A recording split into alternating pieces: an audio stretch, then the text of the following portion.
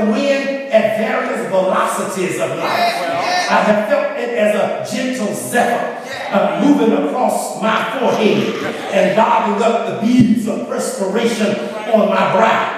But then I have seen the wind accelerate its velocity, and the mighty oaks bend and sway at its force. I've seen post office boxes get snapped off of their concrete feet by the force of the wind. I have seen the results of the wind, but I ain't never seen the wind. And the point is that we allow our problems to so magnify themselves in our mind that we just can't see ourselves succeeding. And so we choke and we start going under. The wind had been blowing before, but now that he's up on his feet, he ain't concerned about walking on the water. He's concerned about whether or not he can maintain success with the wind blowing like it is.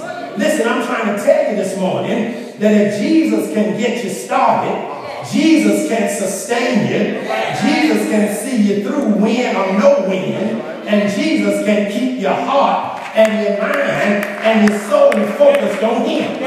The wind represents adverse conditions. And adverse conditions keep some people from trying to succeed and scare some people that once they have a little success, they get more concerned about whatever's happening in society.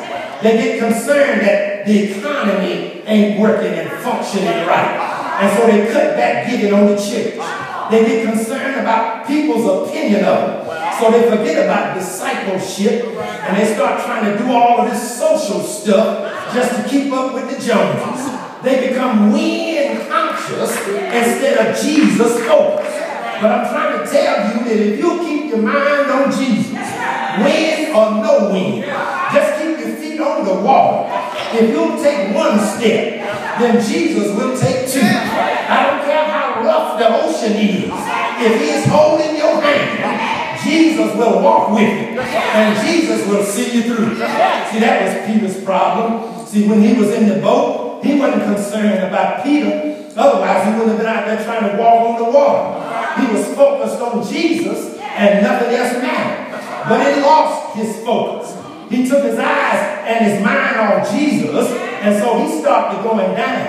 And I don't care who you are, and I don't care how smart you are, and I don't care how successful you've been, and I don't care where you came from, and I don't care who you know, and I don't care what you got. I'm trying to tell you this morning that once you take your eyes off of Jesus, you're on your way down. I don't care what kind of job you got. I don't care how many big shots you know. I don't care if you can call the White House. If you take your eyes off of Jesus, you're on your way down. Yeah, I see old Peter. I see him when he slipped in ankle deep. And then he started thinking to himself, this is a temporary setback. And I can bounce back up on my feet. But I'm trying to tell you, you can't do it by yourself. I see him when he went in knee deep. And he said, well, I'm going to refi the house. And I'm going to pay off the bill. And then I can make it smooth sailing from here. I see him when he went in waist deep. And all of a sudden, he started calling on the name of the Lord.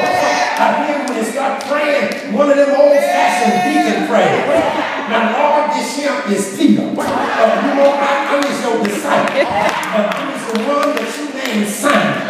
Now, I got a little problem here. I'm down waist deep in this water. And I need you, sir, if you'll come down from glory and help me out. But God don't hear them phony prayers. God don't want your phony faith.